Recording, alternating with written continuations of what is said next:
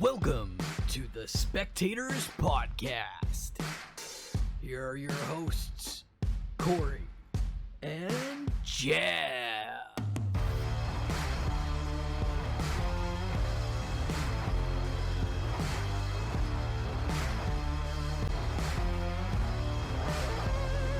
All right. Welcome, spectators, to another exciting episode of the Spectators Podcast. It is episode 43. My name is Jeff, and to my mic adjacent is my awesome co-host, Corey. How are you, my friend? I'm doing great, and as you could see by my reaction there, 43. I can't believe we're 43 episodes in. I know we had the anticipation that we'd hit 50 for WrestleMania, but some things got in the way, and we're at 43. But still a surprise to me at this point. Building a WrestleMania card. So before we dive into it, let's hopefully you folks will subscribe to us. Please hit the subscribe button, smash the like button like Roman smashed his opponents. Also listen to us on the audio side, which is Spotify and Apple Podcasts. But we are 1 week away, Corey, from the biggest show in wrestling. I can't think of a bigger show because WWE is the biggest. Maybe Wrestle Kingdom probably would be an equal show in Japan. But yes, we are 1 week away. We know the card. So your overall feelings heading into the WrestleMania 39. Well, it's really funny you say that. The biggest show in wrestling, right? The biggest match, the biggest show in wrestling. We all know WrestleMania is like the Super Bowl of the WWE, right?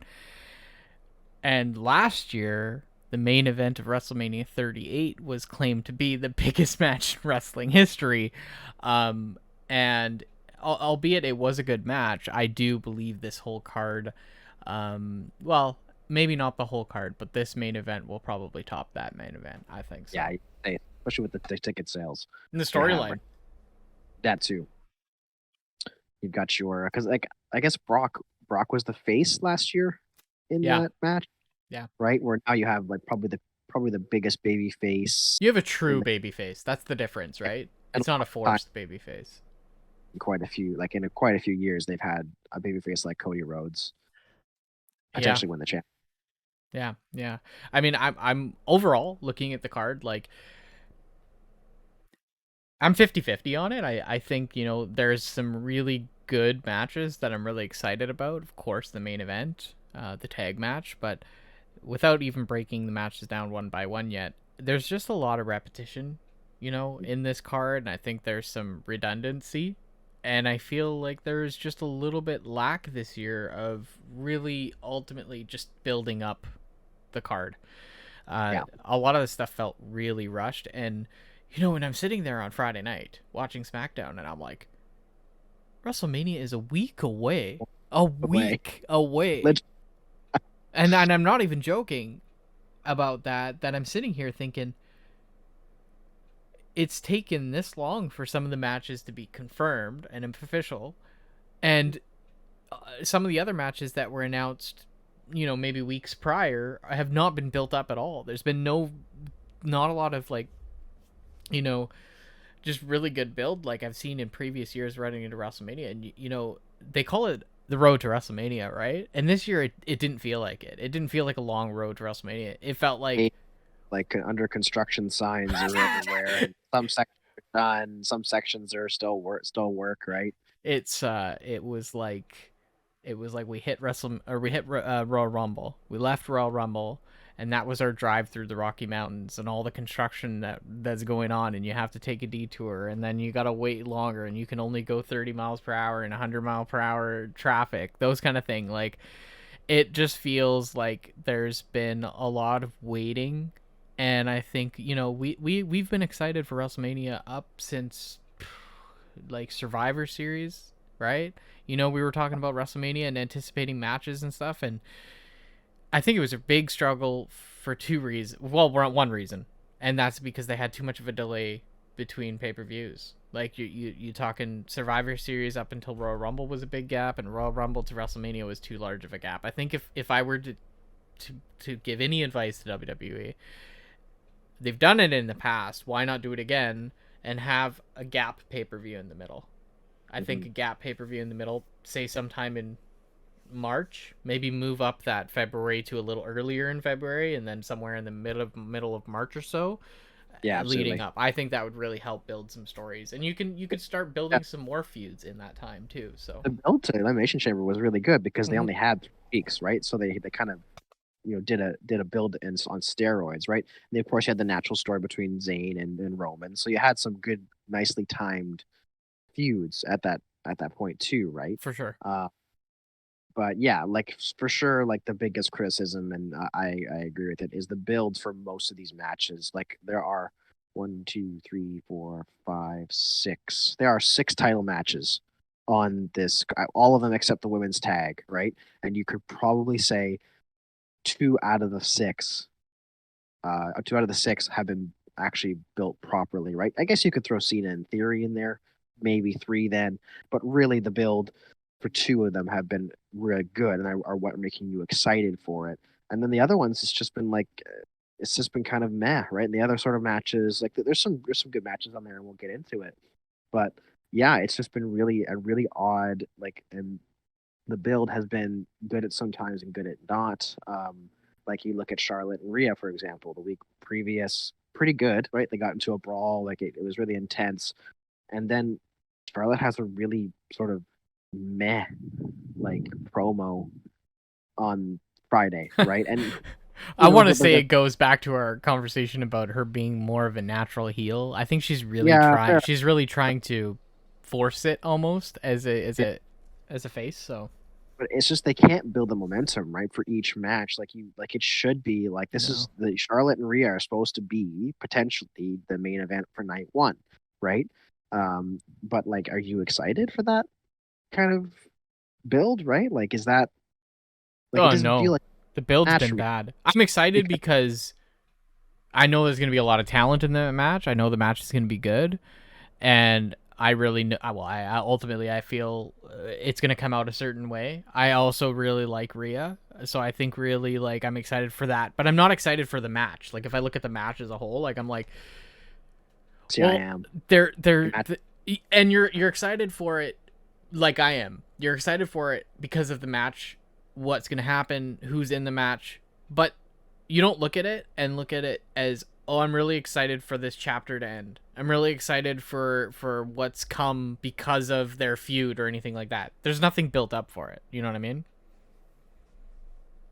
No, absolutely, and that's what bothers me is because especially because you're trying to build Rhea, right? Mm-hmm. Like, and they building Rhea since she joined Judgment Day, and how long ago? Maybe close to 6 months ago she Judgment joined Day. Oh man, Judgment Day. She would have joined. after Backlash.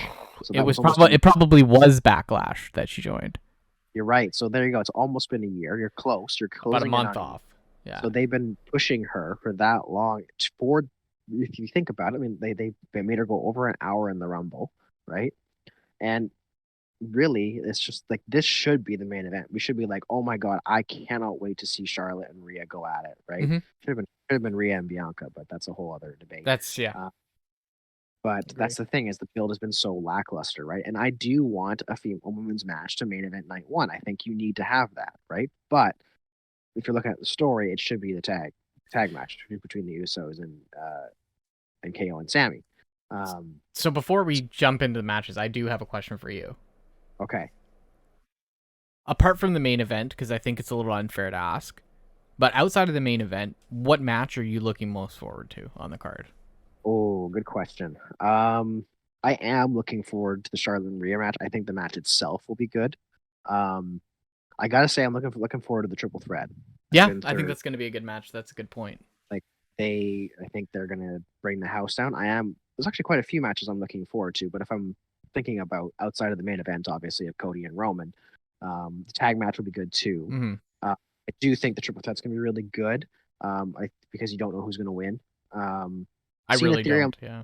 yeah, Cena in Theory, I'm looking forward to too, just for the story, Mm-hmm. like what's gonna happen there. Like, will Theory turn face, right? Like, and we'll dive a bit more into it in a second here, but um, and I Ray and Dom too. Like that one, Yeah. on the flip side. That one was built very well. For Like that one, me, excited to look for that one. That's the one. That's the match on the card that I'm looking most forward to.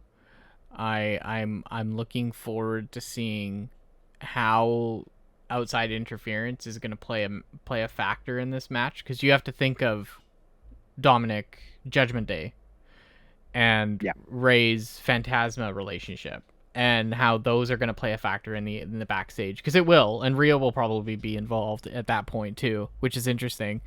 But this whole story is about respect and disrespect and family honor, and I think there's a lot built up to this story, and we've been anticipating this to happen for over a year. Like we like last WrestleMania, there's been talks about Ray and Dom going at it and having a match for a long time, and they did really well in this story because it was long-term storytelling done right.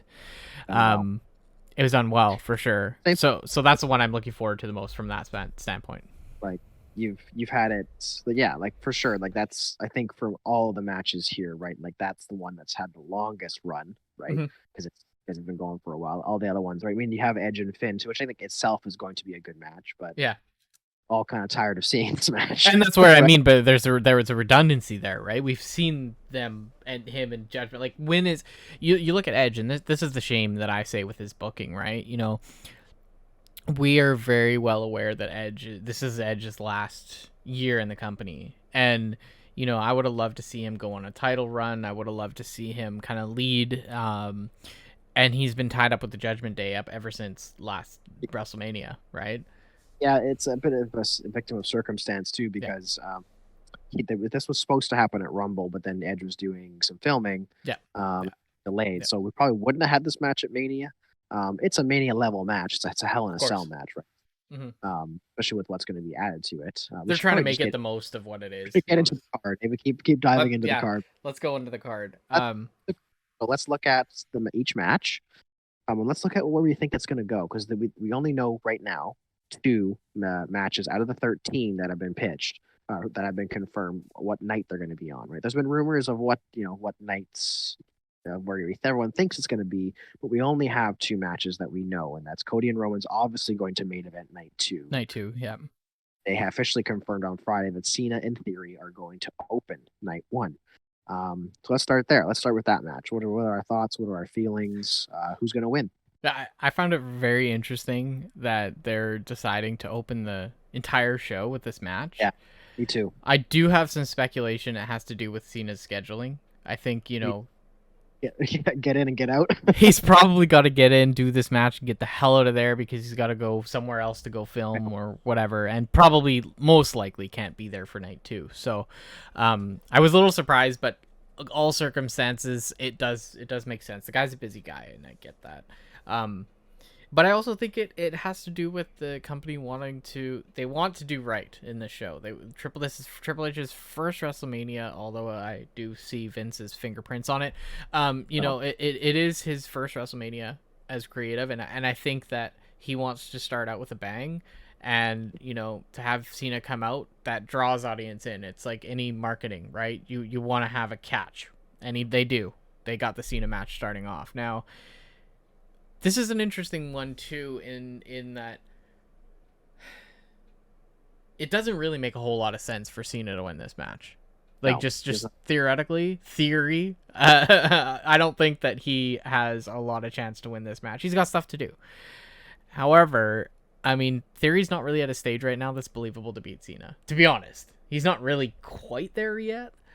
But at the same side of that, you also want to build Theory up to be your next main eventer. You want him to get the credibility so that he can be the next guy to challenge whoever is the winner of this match between Roman and Cody, right? You want him to be the guy who's going to move forward towards those WWE titles in the future. It doesn't have to be right away, but it's going to happen. We know that.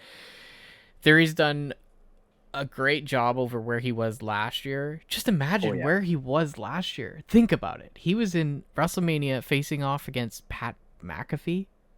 Oh, is that what it was? And now he's facing John Cena. Like, the guy has come full circle, and he's done a really good job. He's improved on his promos. He's improved his skills in the ring. I'm impressed because there was a point last year where I was like, get this Theory guy off the card, right? Like he's not ready yet, and now I'm like, yeah, he's in WrestleMania. And credit to H for taking the debacle in the cash in, and I get it. I get why they wanted to do it because they now done what they've done, right? Like they've gotten that, and they pushed him to where you can actually think he can beat a Cena, right? All in all, Vince wasn't wrong. We have to give the admittance there. Vince saw something in him.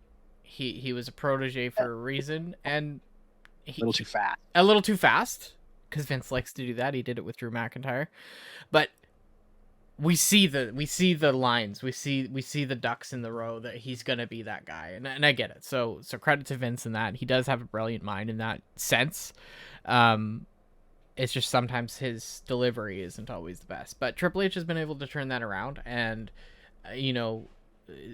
I think he really worked us because we thought we got to the point where we're like, what are they doing Theory dirty? Like, cause we kind of got frustrated when they screwed him over. And I think it made us side with Theory. It made us start to like say, oh yeah, I can believe in this guy. And it moved him forward out of that silver spoon situation. This match, on the other hand, it's hard to say. Is this going to be a quick match? Likely. It's Cena. It makes sense. It's going to be a quick match. Is he going to squash him? No. I mean, Theory's not going to squash Cena. But I have a feeling it makes sense for Theory to go face going forward. But the question is, how do you do that? Because if you have Theory go into this match and cheat, then which is the most likely way he would beat Cena, then he's not going to go face. But, yeah, it could be in the sense where in the match, like Cena's pushing him, saying like the match is going, and Cena's like, okay, you this isn't good enough. Like if you want to beat me, you got to be better, right? And he's sort of like the whole match, he's just all the entire match, he's basically coaching him how to beat. Like Cena, he's mentoring him how to beat himself, yeah. Right? Like he said, like you have the tools to be like a superstar. You just don't. And that's what he said to him in his promo. Is like you don't believe in yourself, right? And I think maybe match story will be is that Cena will basically make him believe himself to where I can see once Theory wins, like there's a handshake and a raise of the arm, and maybe there's that face turn, right? Because Theory's no longer needing to be this cocky heel because he actually believes himself, right? Maybe that's too quick for like a single match versus John Cena, but that's just the way I can see a face turn, and where the story they were kind of telling in the one promo they did. We're also missing a promo that might happen on Monday Night Raw coming up. There could be another promo to further the story. But I mean, I think you and I agree that Theory is winning this match. For sure.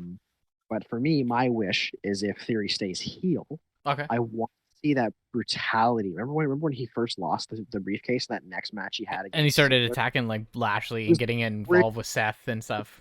Like really brutal, right? Yeah. And they don't have a lot of those, like outside of Rhea, actually. Like they don't really have a lot of like nasty heels, right? No. And if you want to build him up to a guy against potentially a Cody, right? Like you need him to go, yeah. They can be Gunther, but we'll get into that later, maybe. But that's what I want to see. Like if he's not going to go face, which it might seem like that's where they're going to head with him, you probably want. I want to see a more nasty, brutal. Because like you look at his physique too. Like he's got the physique of someone that can be like really enforcing, right? He's not as tall or as big as like a McIntyre or a Lashley, but he still has a body to like be a nasty, especially mid card heel, right? When you get to the top of card, that's a little bit harder. But yeah, so that's that match. What's the next one you want to talk about? I think. Oh, it's night one, so there's no need to It's night one, and I think the easy guess here is your next two matches on the card are probably those showcase matches, those tag team. Maybe not both of them back to back, but I do believe those are going to be right on the mid card in night one. It does make a lot of sense, right? You're not going to throw those on night two where you really want to showcase some of the bigger matches. However, you might only have one on one night and one on the other. That's possible, but you'll start with one of them, and I'm likely to say it's the women's match. This match has been built poorly. They've already made mistakes in it. There's 3 of the 4 teams in the Fatal 4-Way that have been decided, right? Likely Monday we'll get the next. 2 of the teams were qualifier matches, and then unfortunately WWE throwing in Ronda Rousey and Shayna Baszler, which a lot of fans on Reddit last night were not happy about. Gotta sell tickets, sold 1,000 each night. I want to say, and I truthfully believe this at this point, Ronda Rousey's not a draw anymore. I don't think she's drawing a lot of attention to WWE. No, and they're selling out. Like they're selling house shows. Like they're doing a lot of pull with Cody, right? Mm-hmm. And then we'll that later. And whereas like when I first started watching, they were using Ronda as a ticket seller. For sure. And she's just not there anymore. And then we talked about it actually in our 2023 predictions, or like talking for this year, and how just she's really fallen off the card, right? And there's she's in the tag division now. Well, and right? But she won, right? She did. and I'm okay with with someone like a Ronda if she is a draw to bring forward attention to the tag division. That's why Sasha and Naomi left WWE. Great.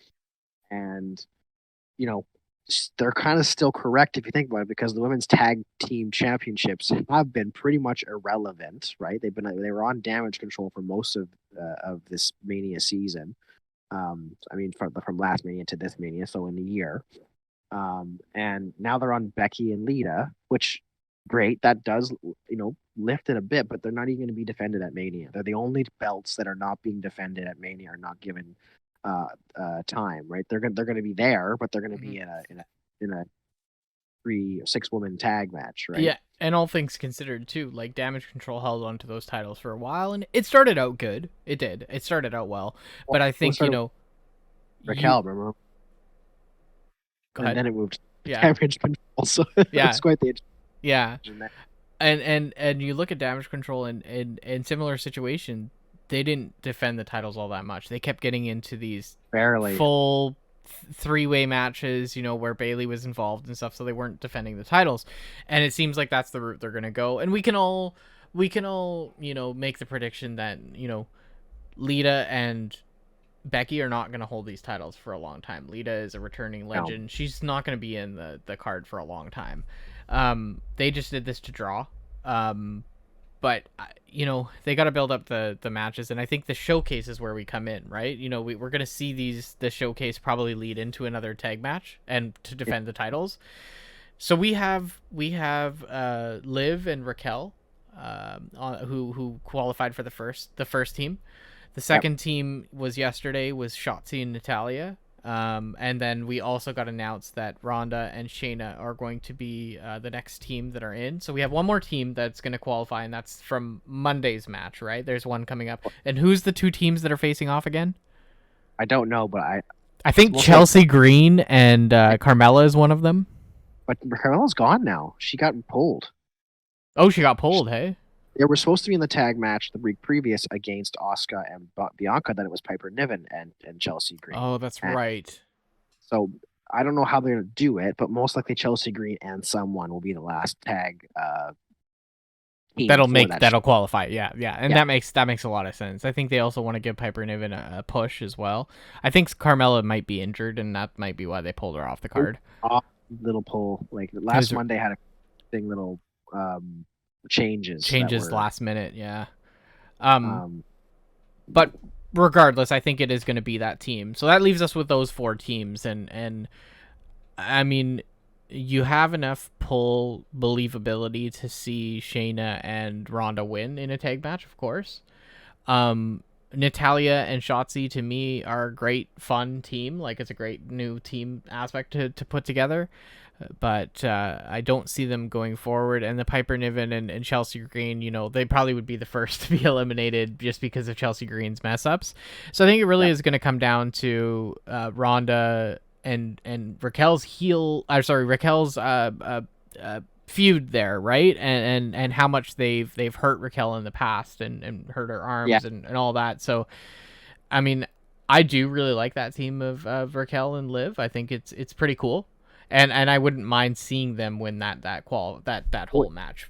They might, because Ronda's still injured. Yeah, Ronda has a fractured arm, right? She's cleared somehow to wrestle somehow. Like, she might just get tagged in. Apparently, she might only have 5 minutes in the match. That was what I heard. Yeah, 5 minute spot. Yeah.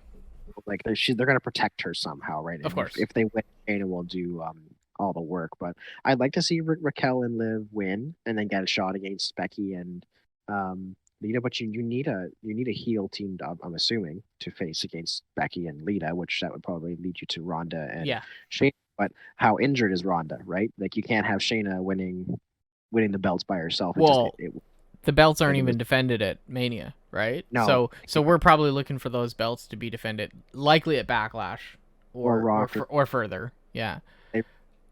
a big show for Raw after Mania, so they might do it there. Like they're talking about like some big return, some big what's the word? Not returns, but like new signings, Yeah. big return. Usually like there's they, at least one or two big signings that come in the night after, or like returns or something.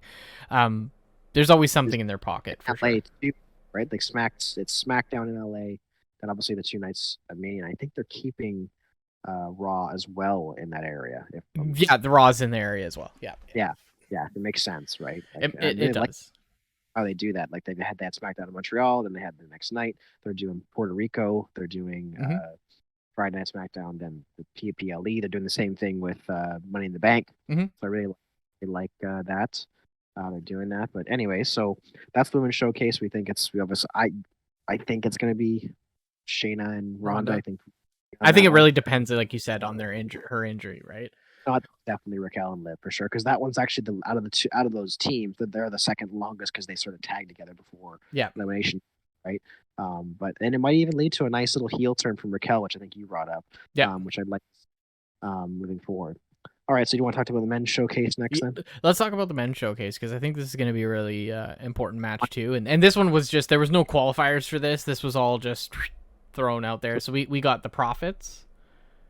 Night 1 or night 2, you think? I think it's going to be night 1, honestly. Night 1. I see it Yeah. in your eyes. You think it's going to be night 2, Oh, right? but now that I think about it, they probably will do night 1 for, like you said, do the showcases on night 1, and then you can move like the 6-woman tag to night 2. Yeah. Then you can have the more, like you said, they want night 2 to be a bit more The big grand. night, right? It could be a night of historic proportions. So men's showcase. Like you said, we have Alpha Academy. Alpha Academy. I'm very curious to see how that's going to turn out. Well, I think they're ultimately going to break up, right? Yeah. So there's Alpha Academy, Street Profits, the Viking Raiders, and then Braun Ricochet or yeah, Braun Ricochet, yeah. Braun Ricochet, which has been a really interesting tag team because of obviously what happened after Crown Jewel and Braun saying, "Oh, the flippy floppers are basically useless," and they feuded, and then now they're a tag team. So I thought that's a quite tag team. little way to do it. But yeah, I mean, I think it's going to be a fine match, right? Like, pretty good tag teams. I think you have around. some solid tag teams. I think again, this is where I see redundancy, right? You've had Profits face Alpha Academy so many times in the past, right? When the titles weren't all tied up by the bloodline, we saw the titles flip flop between these teams quite a bit in the past. Yeah. I see this match as being one of those ones where you're going to either do one of two things. You're going to use this match as position for storyline going forward, and what I mean by that is we're going to see Chad Gable and Otis split up. I'm loving this Otis gimmick. I think it's hilarious. Right.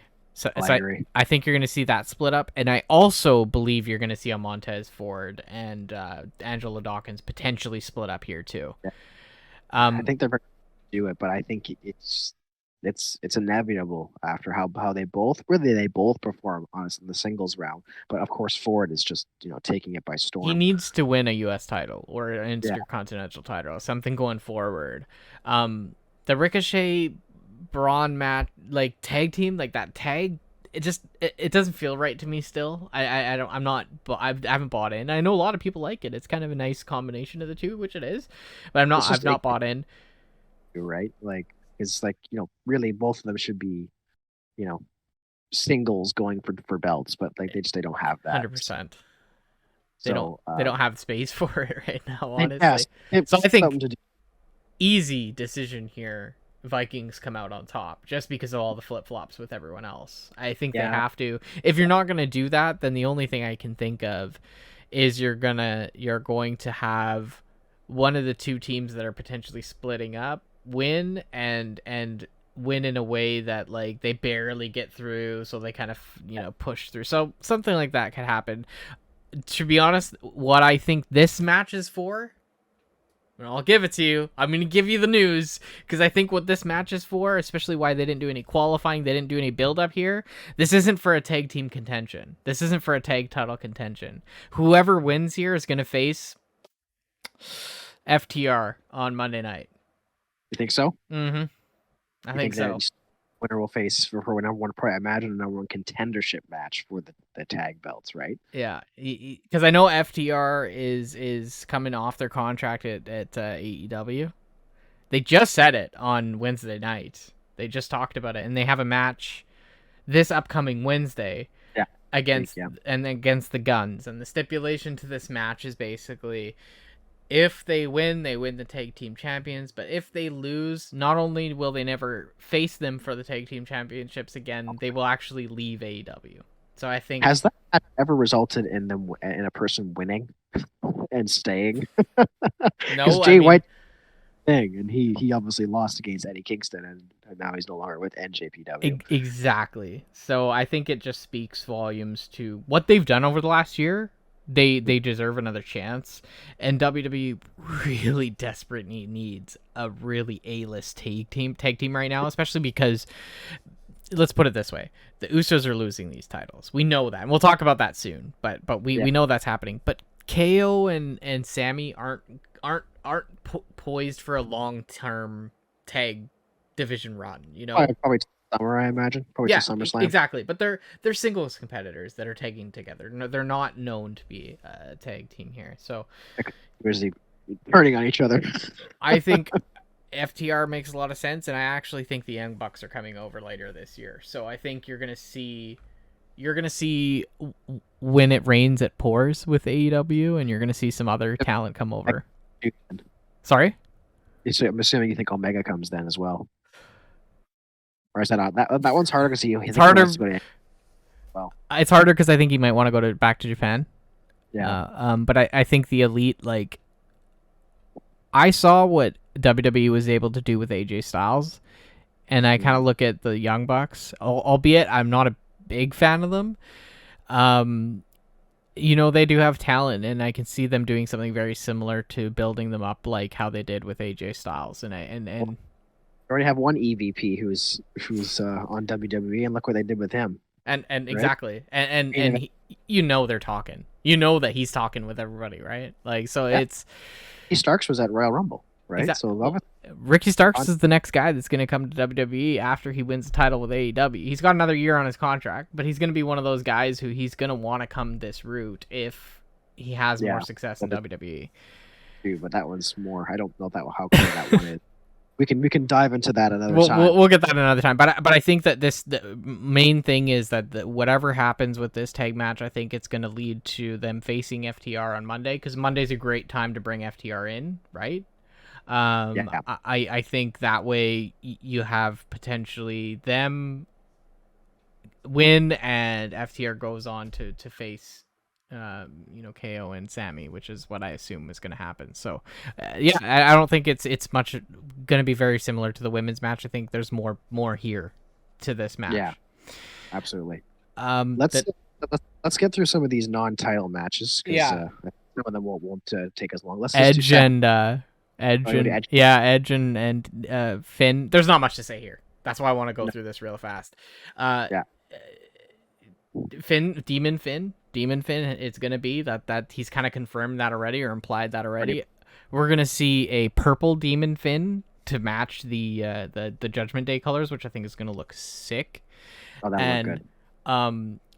I'm really hard on this one. I have a really hard time with this one to really make a decision of who's winning. Oh, it's going to be Finn. I think it has to be Finn.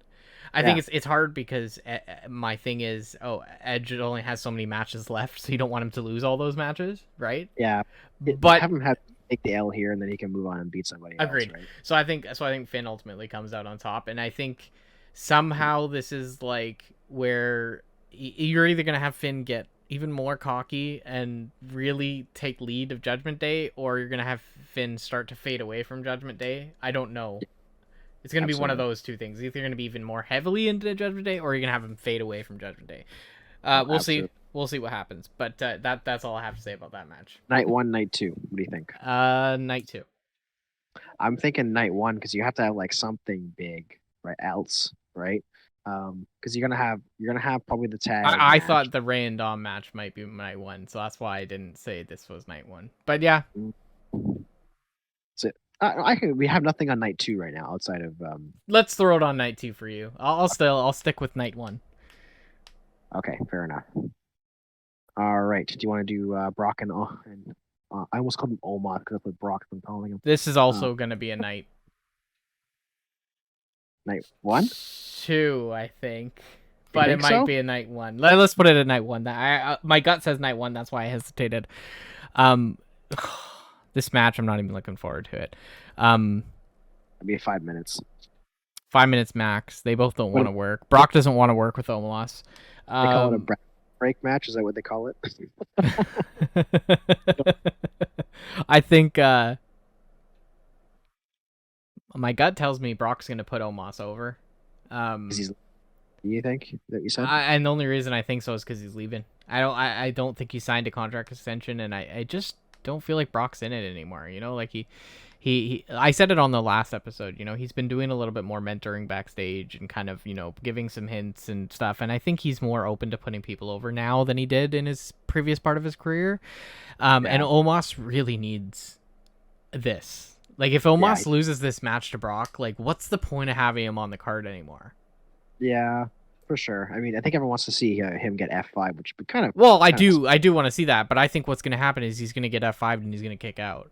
And no one's really kicked out of an F5, right? Oh, so that's quite the choice because you kind of got to protect it. Mind you, Roman's kicked out of it. He has.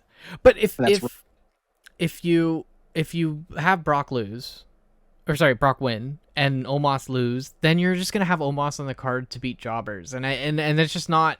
It's not something that is compelling. I don't want to watch a Monday Night Raw and see Omos squash a guy from Minnesota. Like, I don't know if it makes sense, but I just feel like you could have him face off against guys and potentially go on a title run. Maybe he could get a singles title run in the future if he beats Brock. So I say it's 5 minutes, 10 at max, and he's gonna beat Brock, but it's gonna be close.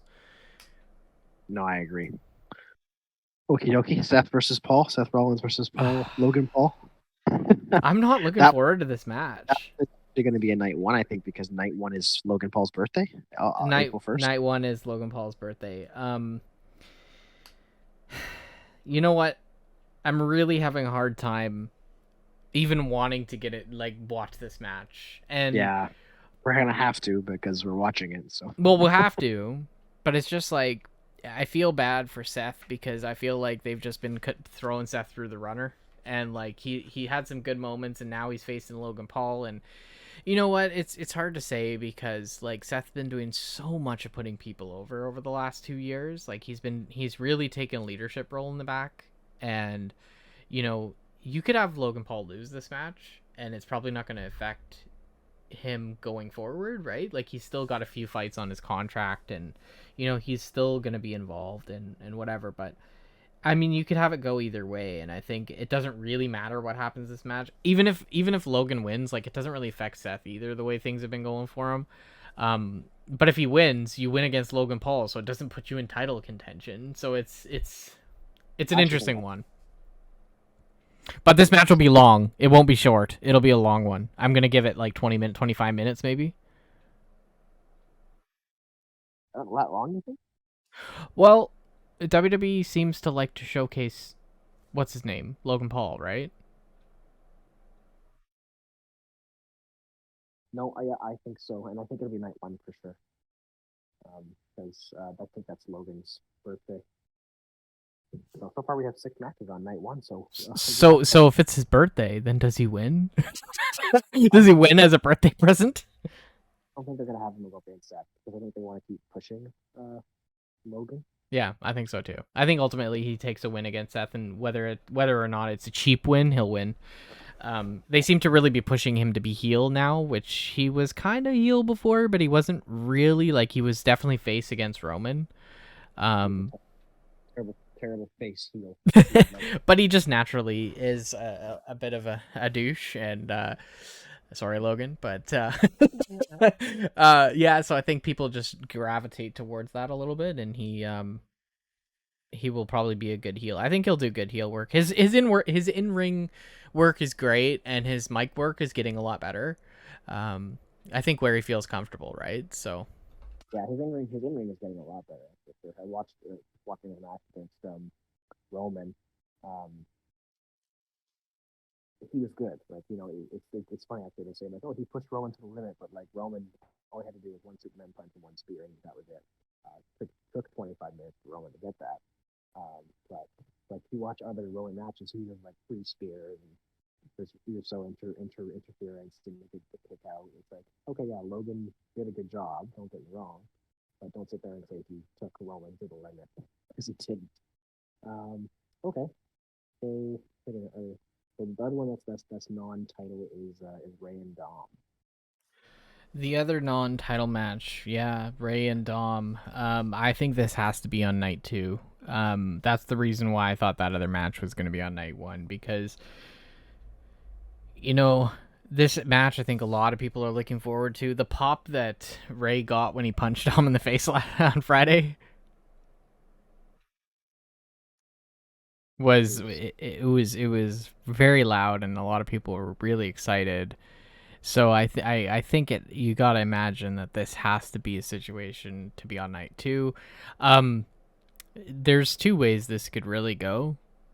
It's either gonna be Dom turns face and starts to respect his father, because that's his whole story, right? Like, it's trying to get him to fix what he's been doing. Because I partly feel that this may be Ray's last match. It may be his last ever. We'll see, of course, and it's not necessary. It could be his. He could face someone at Backlash, or face Dom again at Backlash. But I think Dom, for his sake, needs to come out on top. However, if you have him come out on top, he may not. He may just continue to create this banter and frustration with his father, and not actually like go face, which is I think what they need to see. I think ultimately everyone wants to see Ray take his mask off, hand it to Dom at the top of the stage, and Dom accept it, whether he puts it on or not, accept it. But I would love to see him put it on. I'd love to see him put it on and actually kind of take on that legacy. He's the next Mysterio. There's a lot of history that comes with this name, right? And pressure for sure. So I agree with that. And Dom is getting better, albeit he had some bad promos and stuff in the past. He is getting better. Yeah, and I think Dom's winning. I hesitate to think he's winning clean, but I don't think Ray's going to do that match without putting his son over. Rhea in the match at all? Do you think she gets involved? It's hard because like I guess so, because I think Rhea's beating Charlotte. I think it's happening on night 1. So she's gonna walk in with that title. That's what I'm thinking. You can sort of showcase the title, right? So Dom can do an entrance with her and kind of showcase her title. You know how he likes to like show off her, and he go, look at mommy's title. Like he'll do something like that. There's also a rumor that Bad Bunny's he's there apparently. He's been like training for a physical altercation. He's apparently scheduled for both WrestleMania and for Backlash. Hey, he's the host for Backlash, right? He might be, but he's scheduled for both. For a physical altercation, I think so. So my hope is that they actually he gets into a tussle with Damian. Oh yeah, because they had history. Yeah. And Damian and him can have a match in Puerto Rico. So then, do you believe that in that case, is Judgment Day outside there with Dom? Like, are they there to support him? Yeah, I don't think I can't see Finn being there because of the whole demon thing. I just don't Yeah. understand. I don't know what happens after he's the demon. Does he stay the demon, or does he go back to his regular He Finn can self? go back whenever he wants. Say like that. Okay. Yeah, I think Jay doesn't date it there. I've seen some rumblings that Legato will also be there That's what I'm thinking. as a backup to Ray. So we'll see. That could probably be some shenanigans, but I think Dom's going to win. And I think a face turn comes some point after that. I think he'll stay heel for a while. But I think the Rhea getting the top belt's going to affect that relationship. It's going to change things for Eventually, Rhea. yeah. I don't think she'll want to have Dom like Around. she won't like working on him, pushing him to the top when she herself is the champ. It'll be very similar to when China won the. I want to say she won the Intercontinental Championship, and Eddie Guerrero was kind of there with her. Right. Yeah, and they're mimicking a lot of that story. Yeah, they're mimicking a lot of it. So I think in that case, like, Rhea winning the title, like she's, Dom's gonna kind of almost kiss up to her more, you know what I mean? And I think she's gonna get to the point where she's like, I don't need your help, and then he's gonna like cost her a match at some point. And Vicky Guerrero is supposed to be leaving AEW in July. Yeah, she's coming back to WWE, I think. So I can see where She's gonna manage Dom probably. as Rhea's gonna shift her focus to her belt, right? Yeah. So that could be a storyline. So we're thinking that's night 2, yes? It has to be. So sorry. So there's that. The other title match that we haven't gotten to yet would be the 6-woman tag match of Damage Control versus Becky, Rhea, and Trish. I don't know how I feel about this match. Me neither. I'm the same. I kind of think Damage Control's got a little stale with the audience, and I think that's why they brought in, Trish and Lita. I've heard a lot of rumblings about Trish going heel at some point.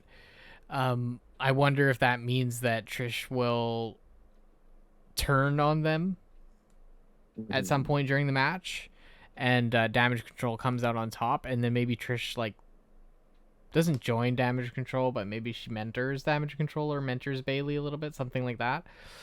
I could see that happening. Otherwise, I mean, if that doesn't happen, I think it's going to be an easy win for Becky, Trish, and Lita. Well, I think they're going to win. That team's going to win, the base team. But I also feel maybe where you see Dakota and Io turn on Bayley almost. And they didn't want to accept that match, remember? Oh, that's right. Accepted it on their behalf again. And that's how they lost the tag belts, is because Bayley said yes. Yeah. So I can see them losing Io and Dakota getting upset and breaking off. I don't know for how long, because I think if Trish turns heel, she might align with Bayley, and then maybe that's how they get Io and Dakota back. Or maybe they don't even need them back, and it's just Bayley and Trish start to feud against Lita and Becky. But that's something, like you said, that you're doing with 2 legends, so that's not a longer term. It's not a long term thing. No.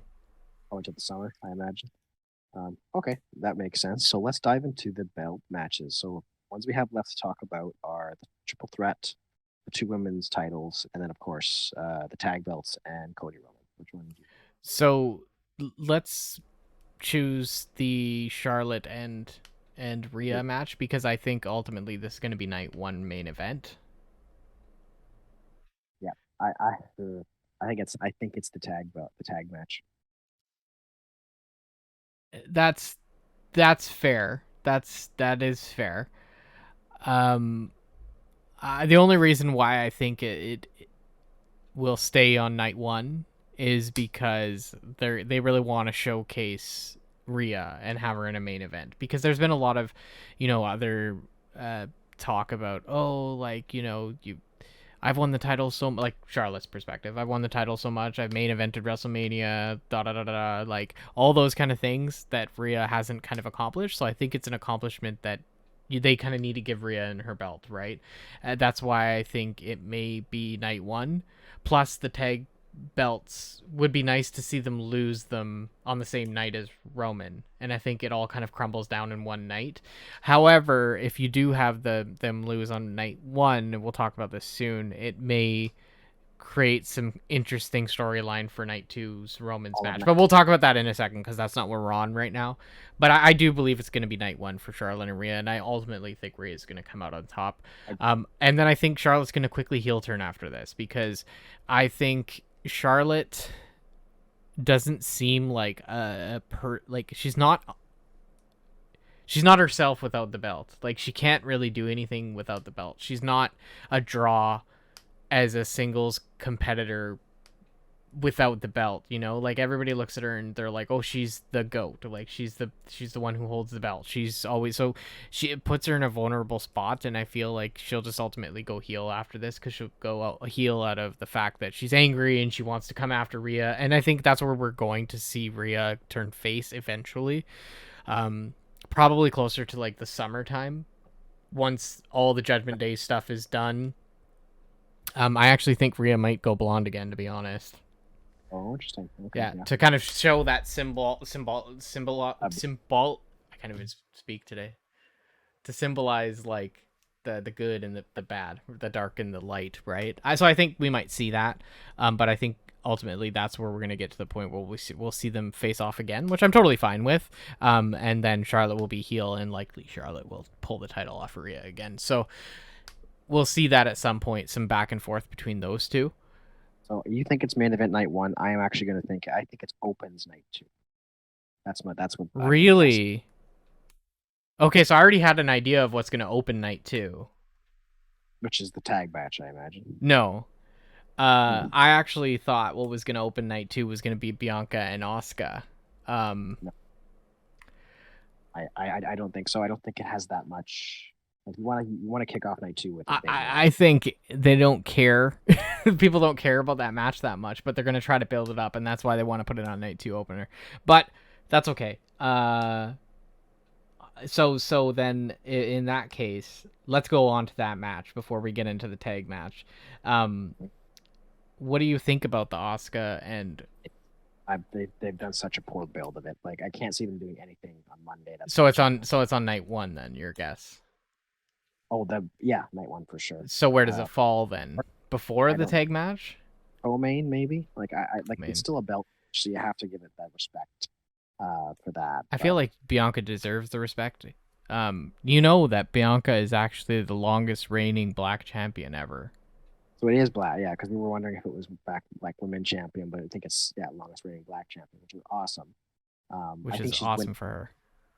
I think she's winning. I don't think Asuka's winning. Which is really unfortunate. We talked about this in our 2023 predictions that they don't really know what to do with Bianca, and that she's because like there's not really any. This convinced me she's gonna win. There's no reason to have Asuka win at this point, to be honest, which is a shame. Yeah, I agree. Outside of the belt moving, so I think you and I agree. It's Bianca. Yeah. Yeah, I agree. We disagree, but we disagree about where it's going to be on the card, and that's fine. Yeah. You know, the WrestleMania things can change so quickly, right? Like right on the day, they may change and shift things around, which is normal. But let's move on to the triple threat match. Yeah. See, that's another one I think they'll open with on night 2. Because that one's going to be a very good match. So I actually think this will be the second match on night 2. So it won't be the opener; it'll be the second match on night 2. It may be the third match depending on how they do with the showcase matches and the 6 tag match. It'll be dependent on that. It could be the third match but it'll see. That's my guess. It's night 2, somewhere around second or third match, and this is again another one I'm having a hard time making a decision on because each person has a legitimate reason. Okay. Do you want Gunther to hold the title longer so that he can hit over a year of the Intercontinental title? But sure, why not, right? However, do you want Sheamus to get the Intercontinental title so he can get that Triple Crown? Oh, that's Triple Crown, thank you. No, Grand Slam, sorry. So that's one option. Or your third alternative is Drew McIntyre needs a belt, man. You know what I mean? Drew McIntyre, he needs to have some credibility on this roster right now. Yeah. So I think what you do is you have Gunther lose, because I think they're setting up for Cody and him. But that's again, we'll get into that later. And so then you have Drew pin Sheamus, right? And then Sheamus, maybe him and Sheamus at Backlash, and then Sheamus finally wins. Because like the Grand Slam is a big thing, I get it, but I think, to my knowledge, like they want to give Drew a bit of redemption for not getting a WrestleMania pop for his win. I believe it was last year or the year before. Yeah. Underdog. So that, I think that's good booking in my opinion, because then you can really amp up. You have a month to amp up Drew and Sheamus as a feud. Like he can feud with Brawling Brutes, which would be a nice for a month. My initial thought was that Sheamus was gonna win at WrestleMania, and Drew would beat him at Backlash. But what I started thinking about last night actually was we've had these guys align together for so long, whether it was being feuding or working together. I actually think they might pin Gunther together. Interesting. And it may be a draw match where neither of them wins the title, but Gunther loses it because he's been pinned, right? So he loses it, but they can't decide on who wins the title. So we may see them face off together to become the undisputed, like, that'd be cool. Intercontinental champion at Backlash. To have a month of no actual, like, you can even give them both you give them like interim belts, but something like that. I think that would be cool because they've aligned so much by mistake for so many times that I feel that it could be a good storyline to kind of finally at Backlash close this feud out between the two of them, and like they can make amends. That's kind of how I look at it. But in this match, I don't think Gunther's gonna win, and that's kind of where it's coming. That's the main part. I agree with that. So we have hit the two, I think, biggest matches at Mania that everyone's been looking forward to. So we'll start with the tag one. So I want you to start here because I think you have an interesting theory that I want to hear about why you think it's going to open WrestleMania Night 2 and why you what you think might happen in this match. So if they don't do the tag match as the Night 1 main event, which I actually ultimately think they will do, I would open with it. Night 2, because then you can do the opening with the opening and closing of Mania. You can see the end of the bloodline, and you can easily on Night 2 tell that story where, like, when they lose, which I think you and I agree that Usos. Oh, for sure, yeah. Then you can have Roman start to get paranoid because I've lost the gold, right? He already has questions. If Jay is even loyal, then of course Cody, what he said in his promo, is going to get in his head that if you lose your gold, Jay leaves you, Jimmy leaves you, Solo leaves you. So if Jimmy and Jay at the beginning of Night 1 don't have any more gold, that's going to really mess with Roman. Mm-hmm. You can tell the story in Night 2 of Roman getting more and more paranoid, to the point where when he faces off against Cody, you can tell the story of like Roman was so distracted about that. But I think ultimately, which probably should save for the Cody versus Roman match, again, like the tag belts and the top belts have always been kind of linked, right? Because what happens with one sort of goes with the other, right? So I'll save what I think is going to happen with the main event. But yeah, I do ultimately think KO and Sami are winning. I don't think you tell this story without the Usos losing, because really, like, if the Usos win, I don't get it. Well, if the Usos win, I think it's a pretty clear idea that Roman's winning. I would say so. You want to hear my theory? What?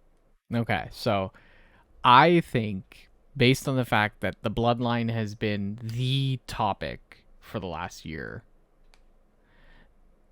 and that the Bloodline kind of has headlined the majority of, one, conversation, and two, like, the pay-per-views over the last year, I actually think the Bloodline has to be the showcase of WrestleMania altogether.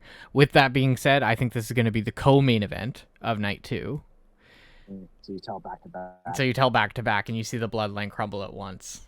I think what happens is Cody gets involved in this match between Kevin Owens, Sami Zayn, and he comes out not to do much, but to distract the Usos.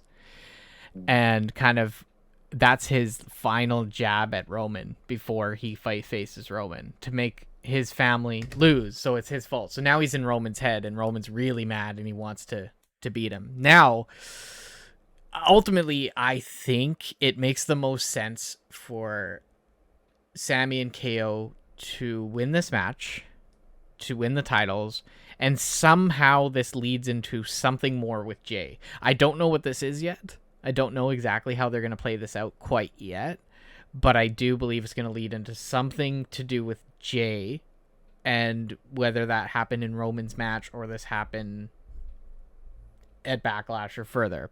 But I think those guys are winning, and I think it's gonna be the co-main, because I think it's gonna happen all at once. Everything is gonna happen at once, and then we're gonna lead into the match between Cody and Roman, and I have a theory here as well, but I'll let you go first, because unless you want me to roll right into my theory here. Do, because I don't know who's winning. So I think it's going to be a really, really close match. I think this match is going to be insanely close. I think the Usos are going to get involved in this match despite losing the tag team champions. Because I think that even if they lose their gold, they're still kind of like forced by nature to still support Roman. And this may be where you see Jay kind of turn on Roman, in the sense of not hurting him or doing anything, but just ignoring command, not helping Roman when he needs the actual help.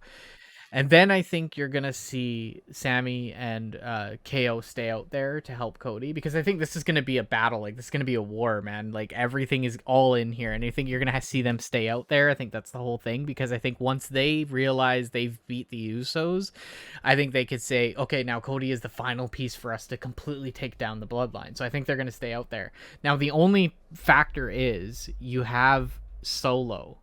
And Solo's still there. He's going to become a factor for the two of them, right?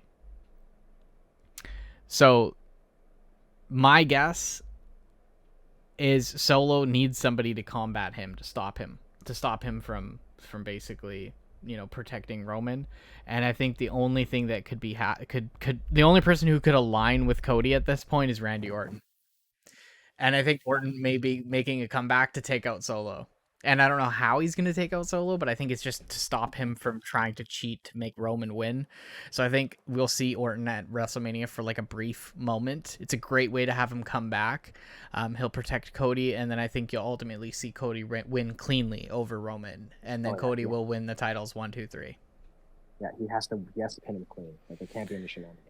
Yeah, there will be shenanigans outside the ring, however, but Cody will not win a match by like DQ, or he won't win a match by like a pin with legs on the ropes or anything. He won't do a low blow. Like, nothing of that will happen. You have to have him win a clean babyface match, and I think the only way you have that happen is someone takes out Solo, because Solo's that external factor right now. And I think, unless he injures Solo on Monday, but I don't think so. But other than that, this is a perfect time for Randy to come back, because apparently he's been cleared. So if that's the case, then I think, Randy's and Cody's history is going to help Cody win. And I think this is also going to lead into two things. How I mentioned, Jay's going to lose the respect for Roman, and he's going to not like follow the command. He's not going to help Roman when he needs to. I think this is going to lead to Jay and Roman feuding at SummerSlam. And I think that this leads to Randy turning on Cody and ultimately winning that WWE Championship at SummerSlam. Oh, interesting. Yeah, I don't know if we'll go that far. Like, I think Cody will hold one, but I think this is where we're going to see... I think Randy and Cody are going to tell the story of splitting the belts. Yeah, for sure. And I think that'd be a great way to bring Randy back in, right? Because I don't know what they are going to do with Riddle, and I think it's too far now for them to have that natural like Riddle versus Randy. I think that'd be a waste of time now. Maybe later on, but not right now. Maybe. Yeah, I think if you have Randy come in and help, which I think he might. Like, I have two theories. If Roman wins, if if Roman wins or if Cody wins. So because I'm still 50-50. Mm-hmm. It's fair. And I don't know if WWE is ready to see Roman not be champion, especially with Vince in the background and the sale and things like that. So if Roman wins, I think there's shenanigans, right? It'll be your typical Roman match, right? At some point, like that'll happen. Maybe Randy shows up, but it's just not going to be good enough, right? Roman will get that final spear in. Like they'll make it fantastical, like they did. Like it sucked that Sammy lost, but the match was still pretty good, Mhm. right? Like it's still a good match, right? So if Roman wins, I think you'll see your typical, you get your visual pin, right? Because the ref bump will happen, and Cody will hit a crossroads, and then Roman will get pinned, but there's no ref, right? The usual shenanigans, right? That's if Roman wins. If Cody wins, I agree with you, but I do think Jay actually hits Roman. You think he actually goes full-fledged for it? Okay. At Elimination Chamber, Jay was in the ring with him, and they had him with the chair, and they had him staring at Roman. Right? I think that was a foreshadow. Mm-hmm. That was a foreshadow to if Roman loses, and that's because it sort of it'll break with how Roman's won his belts, and that was his family, right? And Jay will be in the ring. He'll have a chair because everybody else is either knocked out, right? And Roman will probably do the same thing he did, intimidate him.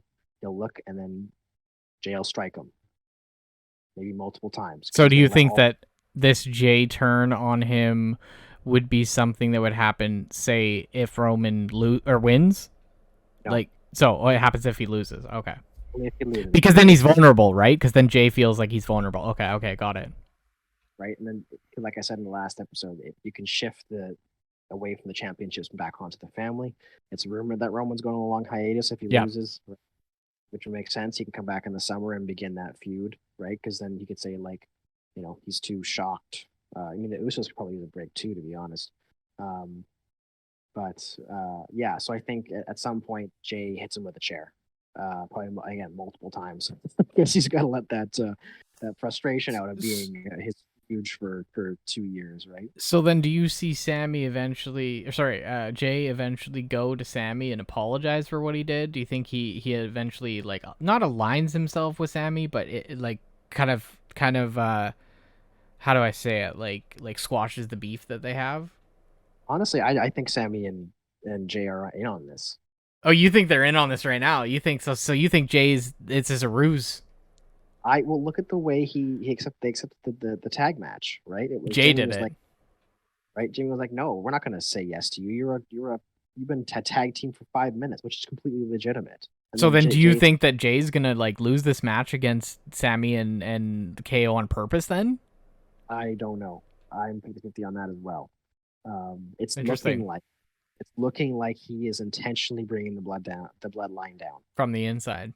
Because you look at the way when he hugged, because you also look at the interactions they've had so far. Jay and Sammy really have they've hit each other, but they haven't really there's been no threat of a chair for either of them, right? Like they're engaging, but not in a aggressive way, right? Versus Jimmy got a chair, KO got a chair, right? But those two really haven't hurt each other. They haven't been even when that's true. 2 weeks ago, Sammy was lining up a haluva kick, and he hesitated too long. It was way too long. He could have easily it was like he was sitting there. He let Jay get out of the ring, but in a believable way. Exactly, where it was like, oh look, he just recovered, right? I do think, I'm 60-40. I think Cody's winning, but I'm 40% Roman's winning because I don't know where the WWE is at with.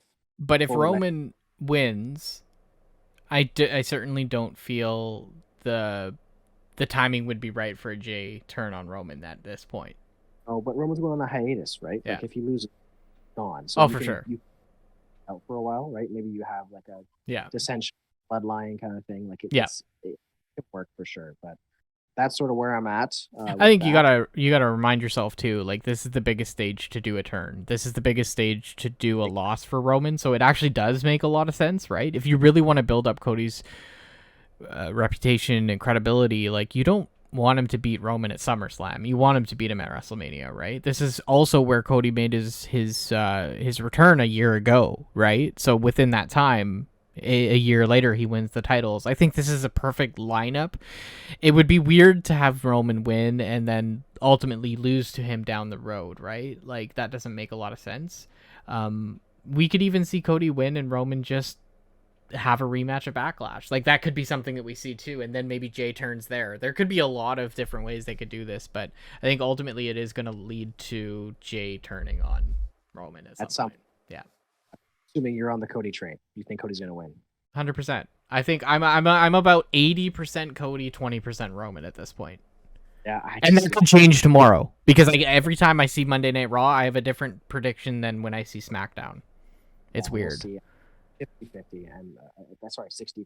Like I do, it makes the most sense for Cody to win, but they love Roman. So are the Usos on Raw tomorrow? Is the question.